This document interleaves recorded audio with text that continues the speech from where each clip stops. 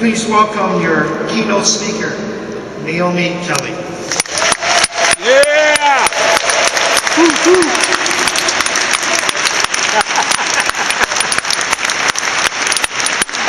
You go, girl.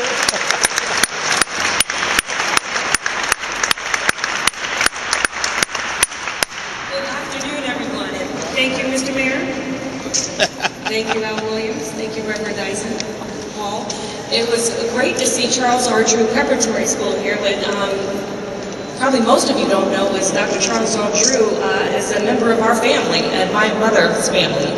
We celebrate our family reunions in Virginia, in Warrenton, Virginia, every summer, and the Drews and the Nickens and the Colvins, all part of my family, are there. So, Amen.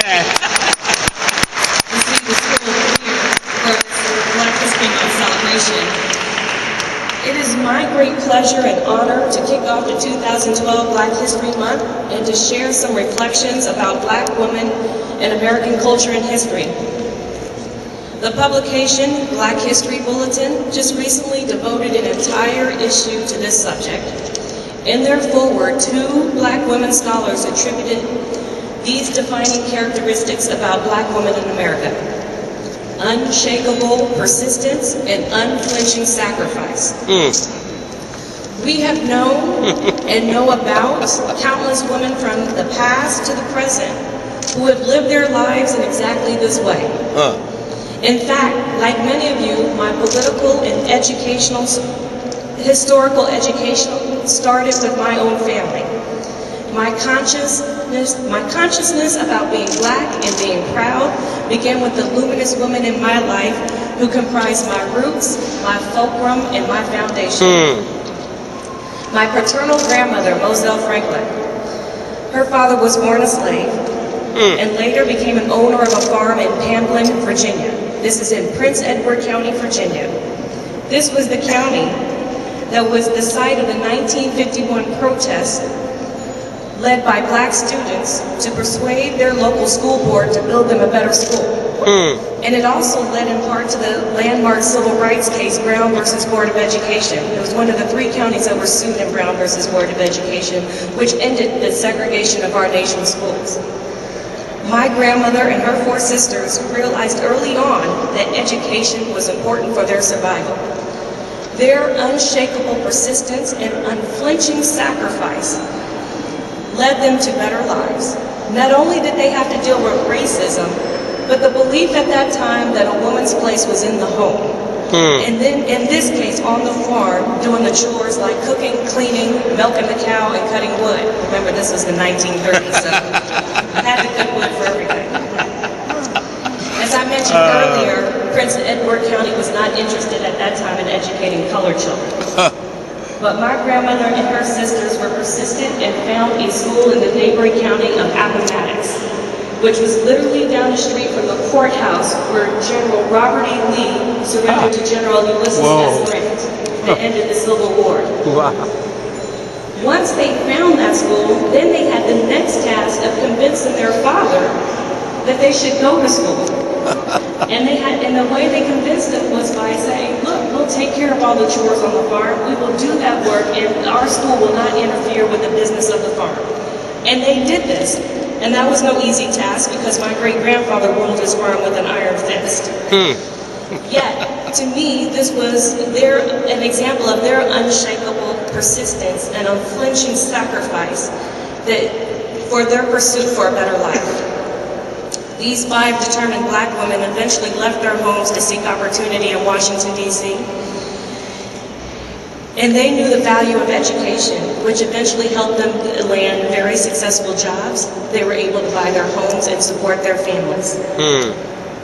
Another woman in my life who demonstrates this unshakable persistence and unflinching sacrifice is my mother, Maria Little, who's sitting over there with my son.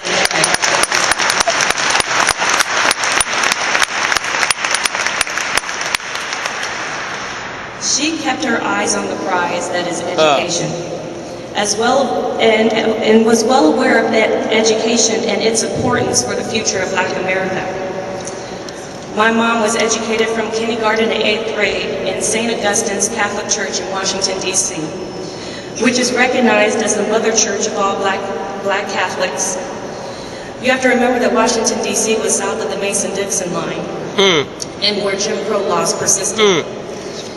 St. Augustine's was established by black Catholics in the late 1850s during the separate but equal, and in most cases unequal, time. The St. Augustine School was started by the first order of black Roman Catholic nuns, the Oblate Sisters of Providence, out of Baltimore, Maryland. And their purpose was to educate black children.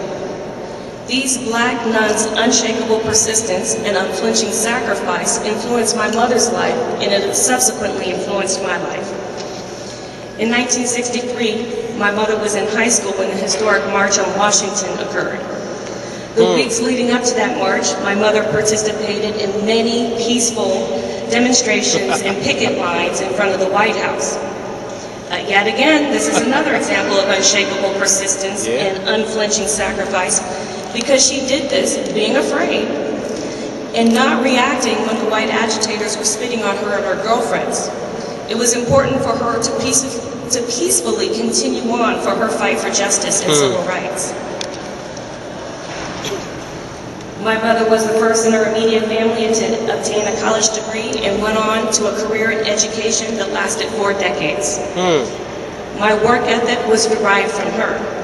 When you're a daughter of a teacher and an administrator, I had a front row seat to watching a great woman at work in the classroom. But most of all, I really, and I truly mean this, and the gravity of this kind of hit me last week when I was before Rules Committee. I am humbled and thankful for many African American women here in San Francisco who have paved the way for me, Naomi Kelly. Starting from Supervisor Ella Hill Hutch, Supervisor Willie B. Kennedy, who's here in the audience with us, Supervisor Doris Ward, Attorney General Kamala Harris, Judge Terry Jackson, other Melva Davis, Amelia Ashley Ward. I'm also thankful for all those women who embraced me when I started my professional career here in 1996 in San Francisco. Linda Richardson, Zula Jones, Carol Tatum, Kim Brandon, so many of you are here in this audience. And I'm thankful for my contemporaries who are just my sisters in my rock, from Supervisor Malia Cohen, Karen Roy, Director of Child Support Services, and Lyndon Breed. I have found my place here in San Francisco, and as I had mentioned, I began my career here in 1996 with Mayor Brown. And I realized then, I was in my very early 20s, that I needed to pursue higher education. It also helped that Mayor Brown told me he would never give me a raise or promotion unless I went back to school. So I immediately enrolled into the University of San Francisco Law School, subsequently got my JD, passed the bar, and it just,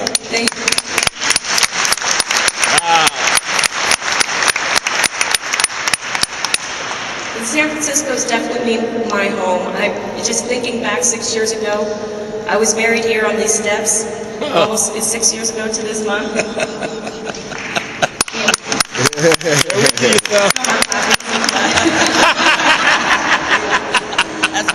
It has truly been a momentous time for my family and I.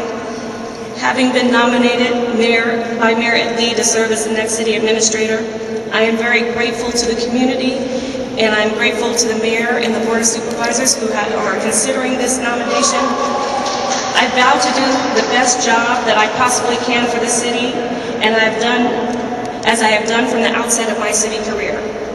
And I will continue to draw inspiration and guidance from the black women in our history and culture who have paved the way for me and others with their relentless fight against prejudice, intolerance, and hate, their consummate energy, intelligence, and courage, and their unshakable persistence, unflinching sacrifice, and unwavering faith. I have angels on my shoulder, and those angels are my sister. Thank you all, and I wish you a happy and joyful Black History celebration.